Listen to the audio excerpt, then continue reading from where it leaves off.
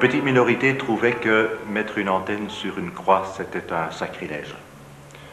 Ce que personnellement, j'ai toujours refusé d'admettre, étant donné que si par exemple on devait admettre un paratonnerre sur la croix, ce serait tout aussi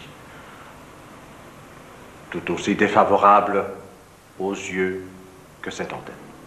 La hauteur, c'est très important, bien sûr, c'est-à-dire que plus on émet en hauteur, si je peux m'exprimer ainsi, eh bien au plus loin on va. Et je crois que quand on est une radio qui essaie d'être une radio la meilleure, ça passe par la publicité d'une part, ça c'est un avis personnel. Bon, nous on en fait, et c'est très important de passer le plus loin possible.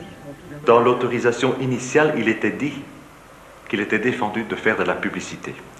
Mais étant donné que nous avons constaté que la plupart des radios ne peuvent plus vivre sans publicité, pour le moment, nous fermons les yeux.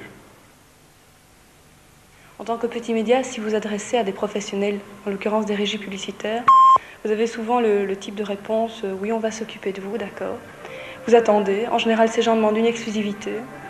Ils vous prennent de 30 à 50% de commission sur votre tarif publicitaire, ce qui fait que vous devez les hausser pour rentrer, vous, dans vos frais.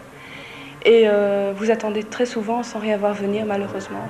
Parce que ces gens, du fait que ce sont des professionnels, n'ont pas tellement envie de courir pour un petit média. Et puis c'est tout de suite un autre ordre d'idée, parce que bon, une multinationale, ses budgets publicitaires, c'est 20, 30, 40 millions par an. Un petit commerçant, c'est 50, 60 000 par an, quand il veut bien les lâcher.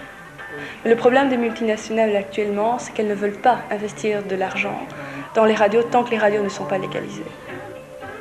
Je les héberge, mais ça c'est leur affaire. Le jour où la RTT vient ici, où la justice vient ici et qu'on me demande les clés de l'église, j'ouvre l'église. Le reste ne me regarde pas. C'est leur droit de venir, d'entrer dans l'église, s'ils me le demandent.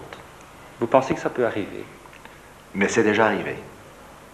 Qu'est-ce qui s'est passé alors? Ce qui s'est passé, c'est que j'ai ouvert la porte de l'église, j'ai dit, mais montez. Mais tout était parti.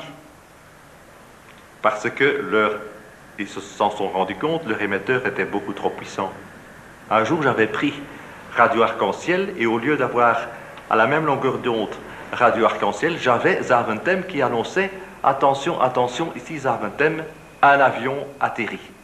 Donc c'était bien une preuve manifeste qu'à ce moment-là, Arc-en-Ciel était sur une ligne de Zaventem. Donc c'était pour le bien public.